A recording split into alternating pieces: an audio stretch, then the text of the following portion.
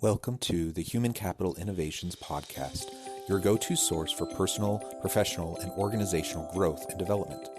We hope you tune in often for all things people management, organizational development and change, organizational leadership, and social impact related.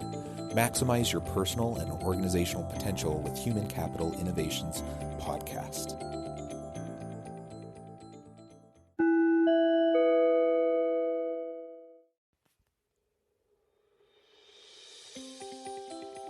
Welcome to the Human Capital Innovations Podcast.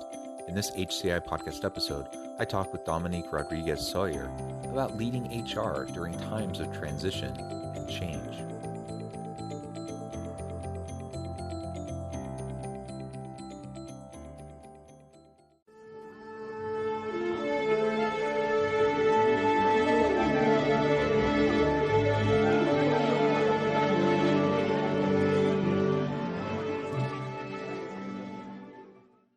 Dominique Rodriguez-Sawyer, welcome to the Human Capital Innovations Podcast.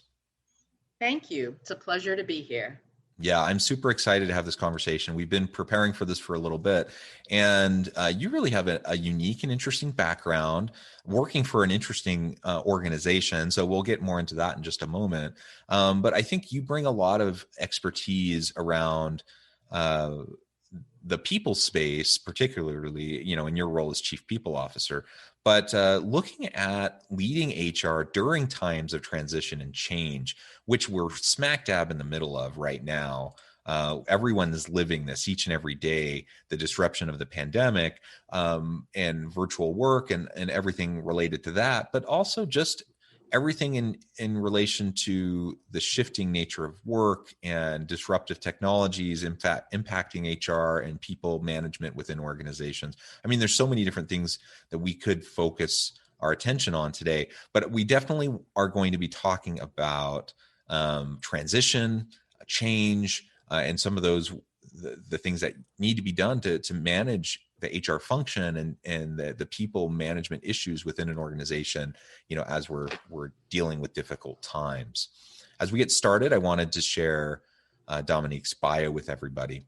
As the Chief People Officer, Senior Director of HR and Administration, Dominique Rodriguez-Sawyer is responsible for the overall strategy, development, and implementation of HR programs and administrative operations for FARE, F-A-R-E. And I'll let you describe more about your organization here in a moment.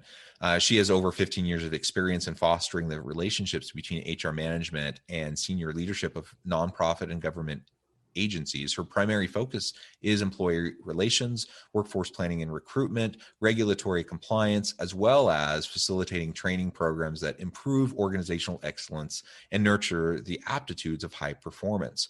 Dominique has a bachelor's degree in political science and French from Franklin Pierce University and graduate level certification in training and development from North Carolina State University.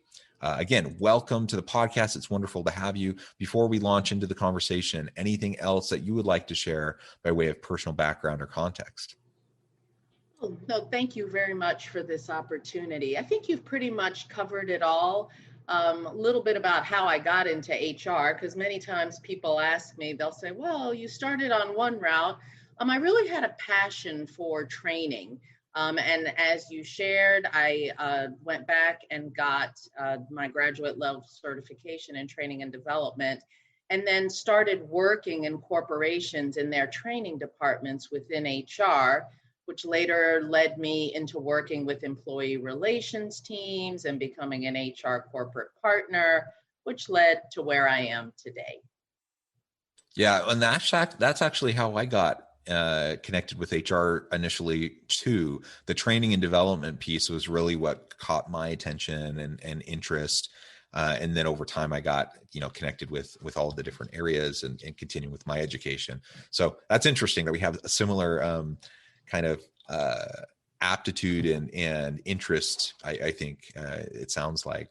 Well, yes. So Dominique, I think, as we launch into this, it's interesting to consider all of the challenges and changes that organizations are facing.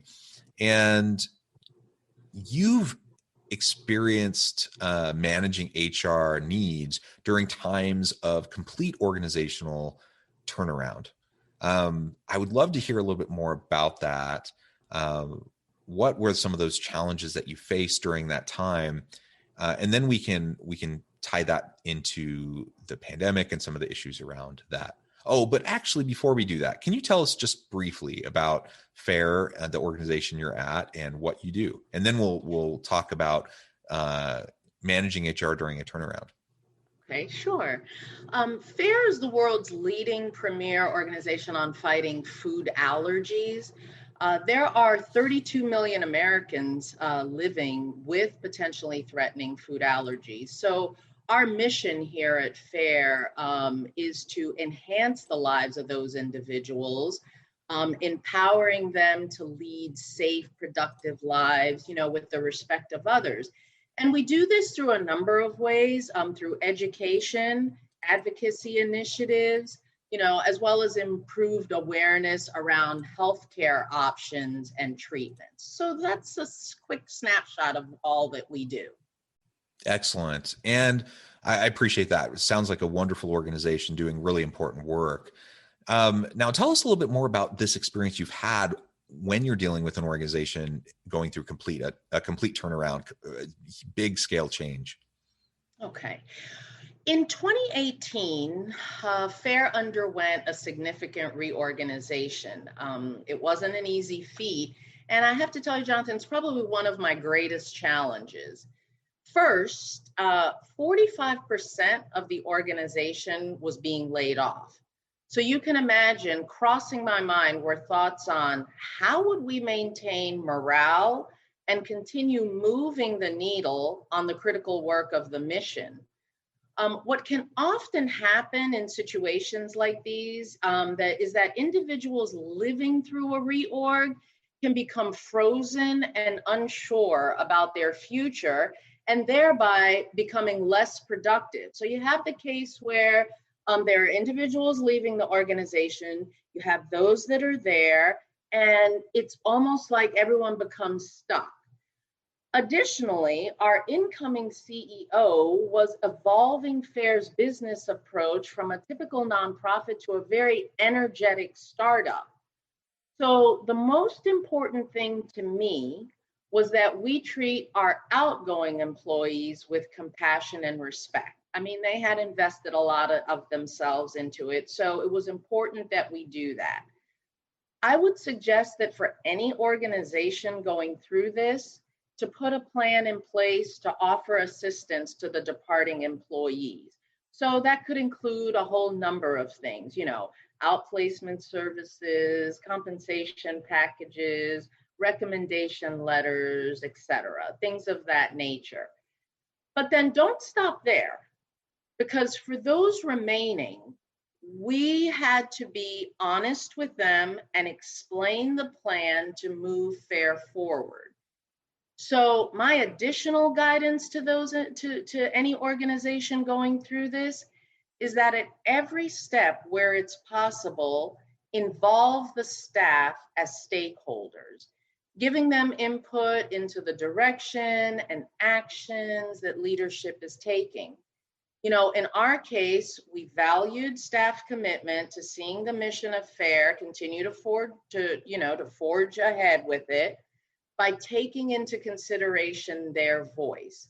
By doing this, you're optimizing your opportunity for success. Yeah, well, that's interesting. And I actually had a somewhat similar experience, not as in a role like yours, but I was on the board of directors of an organization that was going through a similar transition of a nonprofit to more of this kind of learning organization, tech startup space, and fundamentally shifting the nature. I mean, some of the core products of the organization remain the same, but there were a whole new slate of products and services that were being developed, and really the positioning of the organization just shifted, right? And moving again into really considering the organization, which was a 40-year-old organization, really moving into like startup space and, Mhm. and innovation. And it's hard. It's really Yes. hard. It's hard on everybody.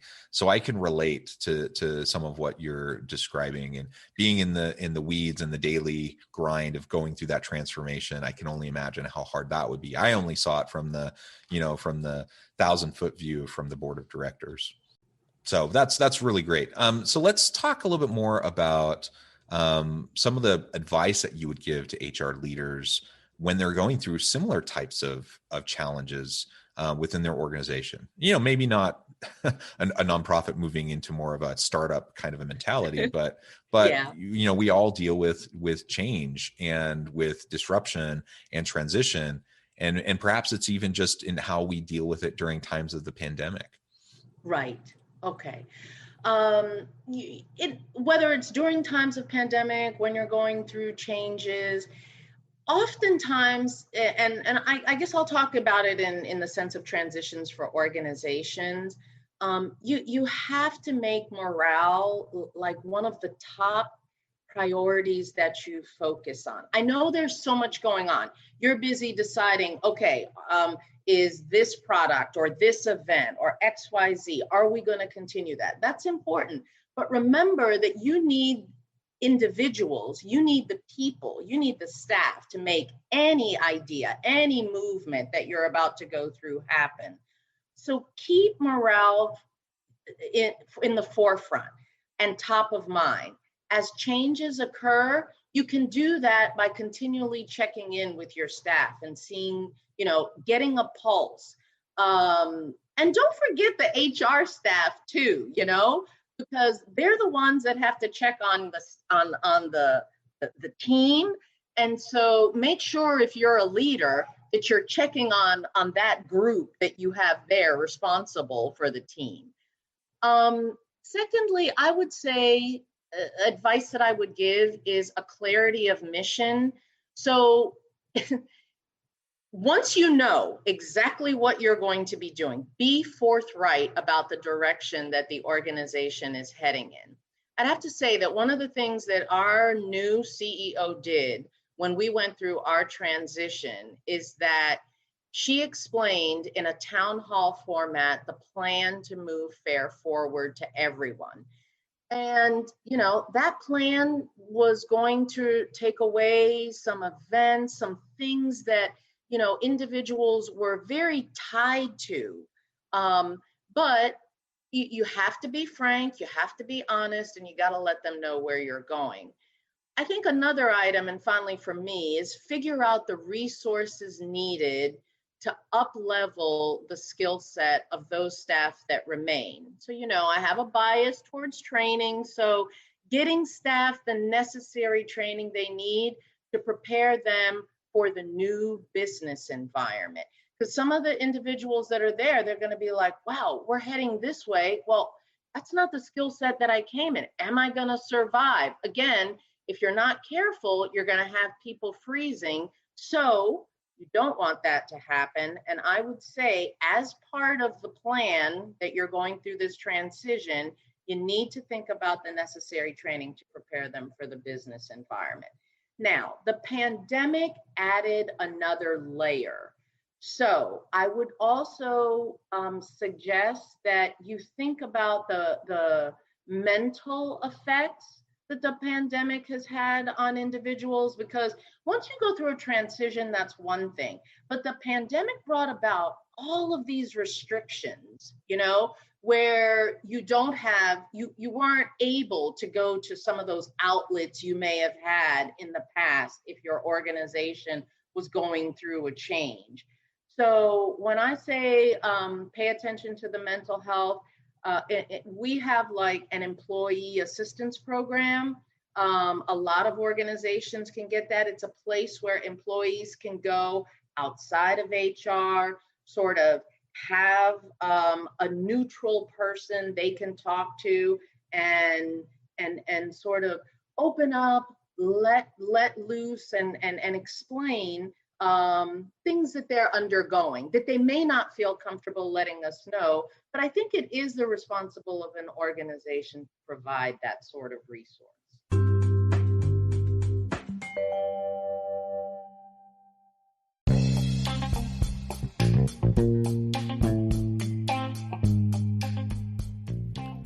I'm excited to announce the publication of my new book from HCI Press, The Alchemy of Truly Remarkable Leadership: Ordinary, Everyday Actions that Produce Extraordinary Results. Consider how the nature of work has shifted over the past 50 years. With increased globalization, rapid technological advancement, and the shift in economic composition, the average job of today looks very different than the average job of 50 years ago. What will the jobs and organizations of tomorrow look like? Moreover, what does this all mean for organizational leaders? What are the core competencies and capabilities of organizations and their leadership that are prepared for continued disruption and geopolitical and socioeconomic shifts? Regardless of what the future holds, increasingly, leaders need to be socially minded, data-driven, decisive, champions of talent, and disruptors of the traditional notions of leadership, teams, organizations, and work. The Alchemy of Truly Remarkable Leadership will help you to explore your own leadership competencies and capabilities and consider ways to apply and implement them into your workplace and personal life.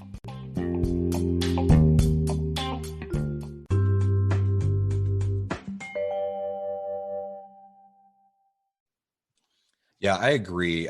You spoke to all of your tips there and suggestions. I think were spot on, and focusing on morale and focusing on the needs of your people, the mental health needs in time of pandemic and social isolation and just everything around working remotely and just the stresses of the day.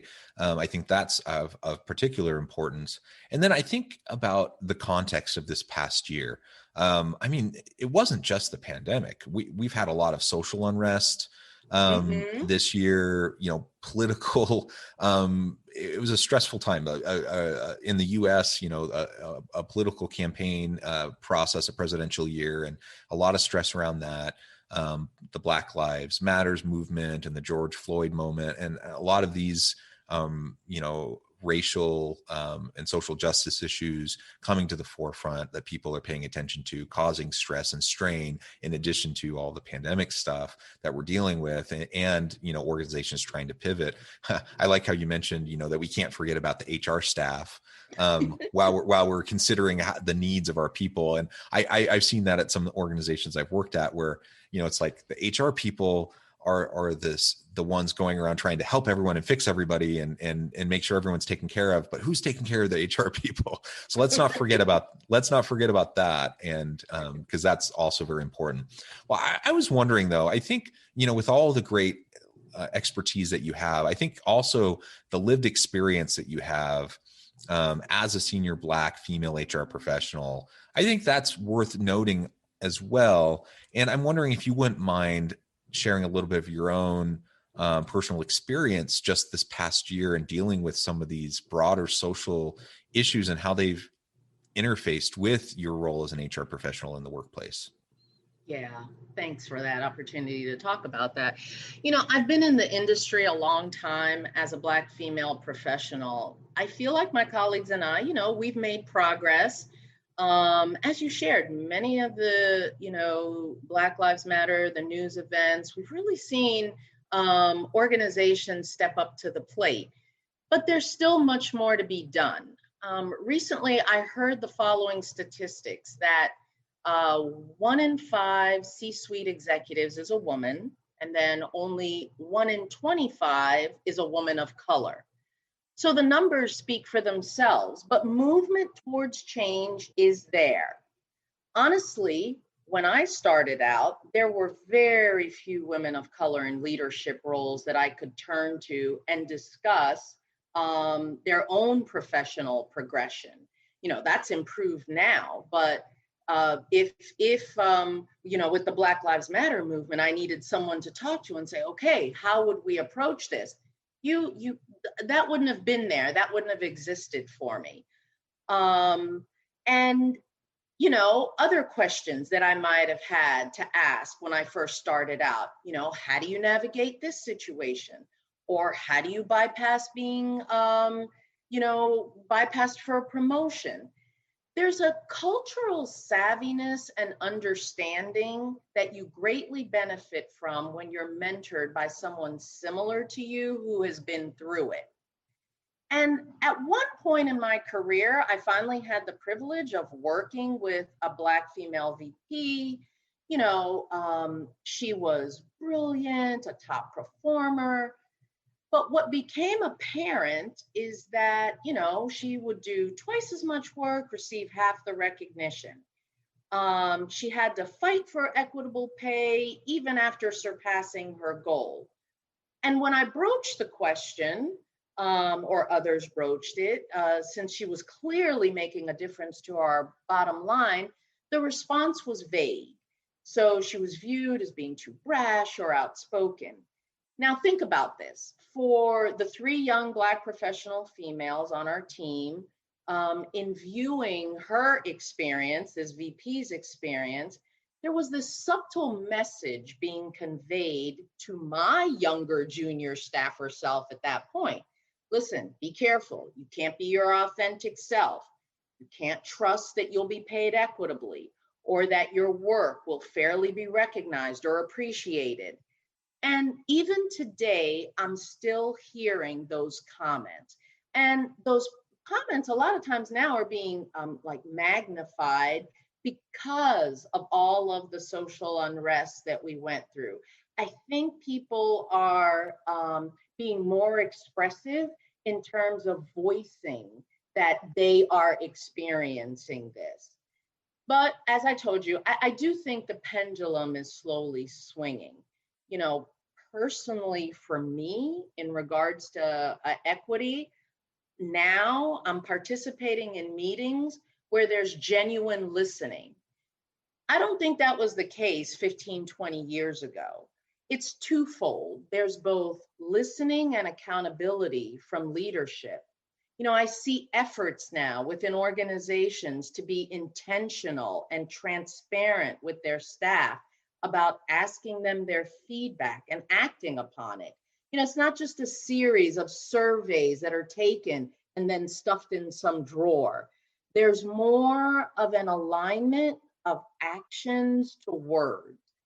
We've done this at FAIR in my own organization. Within the community, one of the things that we really champion is equitable access for high quality care for all patients living with food allergy. But we're also advocating for that same access for our staff and our board. So FAIR's working towards being inclusive and having diverse representation at all levels of the organization, from our board to our senior leadership to staffing. So employees want to see themselves represented in the leadership. So we're working diligently in this space of living what we preach in regards to diversity. I mean, we recently had this 3-part virtual roundtable that I participated in on diversity, equity, inclusion, and access, where we spent time discussing human resource and talent building practices in DEIA, which led to FAIR's blueprint for access. So those are some of the things I'm doing. I've seen my experience as it's gradually evolved in this area. Thank you for sharing that. As a middle-aged straight white dude, I can't begin to really understand the challenges that I'm sure you've faced throughout your career. I appreciate you sharing that, though, in your perspective. And I'm wondering what. I should say I'm also glad that it seems like things are moving in the right direction. I wish they were moving more quickly, but they do seem to be moving in the right direction. So that's a positive, and I guess we can build off of that. But what's your hope for the future of HR? Not just your future, but the future for all women of color, and for HR as a profession as you move into this unknown future, and how do we strive for greater, equality in the workplace, and just make sure that we're treating everyone with appropriate, dignity and respect that everyone deserves? My hope is that this dialogue on HR equity will not become, HR equity in business will not become just a topic amplified for a moment in time, and that this conversation and relevant actions will continue. So, we're heading down the right track. And I think that if we sort of let up, that's how we'll lose this momentum that we now are on. I guess this additional concern I have is that at one point, DEIA will no longer be the topic of discussion, and everyone's going to move towards a new shiny object, and it won't work. This is not something that will change overnight. It is, it's a progression. You have to progress towards this change. Like you and I are having this dialogue right now. We're each gaining a better understanding of each other. Equity and diversity, it has to stay top of mind on the agenda. And HR professionals like myself, we must dedicate ourselves to that end of sustaining and consistently advancing this imperative, because real change in equity takes time and effort. So we just can't let up. We just have to keep going so that we can see the fruits of this time and effort. Yeah, well, thank you for that. And I appreciate your optimism around this topic and these issues. I appreciate all the perspective that you've provided and the insights, around related back to your expertise in dealing with some of these challenges as well. Dominique, it has been a real pleasure talking with you today. The time has flown by. We're about to the end of our time, but before we close, I did want to give you a chance to share with listeners how they can get connected with you, find out more about what you're up to, and then just give us the last word on the topic for the day. Yes, thank you for that. I am always happy to talk to anyone who has any questions. That same mentorship that was given to me for a brief period of time, I'd like to extend that to others. So you can always reach out to me at drsawyer@foodallergy.org. So we continue this conversation and have many more. Like I said, I think we just need to continue to keep this top of mind. Sometimes if we have each other as to lift each other up, I think that will help make the process easier. But it's an important dialogue that we can't discontinue. We must continue forward with it. Absolutely. Well, thank you so much. I encourage listeners to reach out, get connected with Dominique, find out more about what she and her organization can do for you. And as always, I hope everyone can stay healthy and safe, that you can find meaning and purpose at work each and every day. And I hope you all have a great week.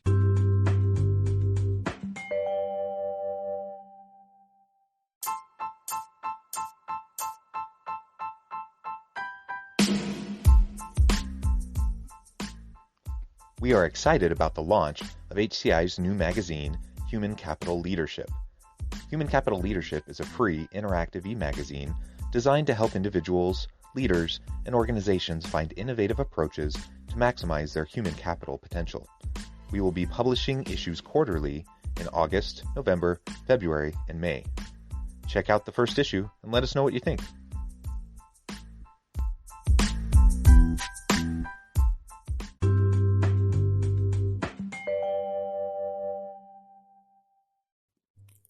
Thanks again for joining us for this episode of the Human Capital Innovations Podcast.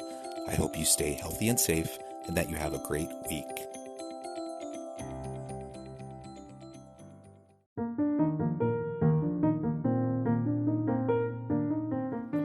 Check out our new weekly LinkedIn newsletter, Alchemizing Human Capital, exploring industry trends via original research and interviews with executives and thought leaders from across the globe. We look forward to having you join us.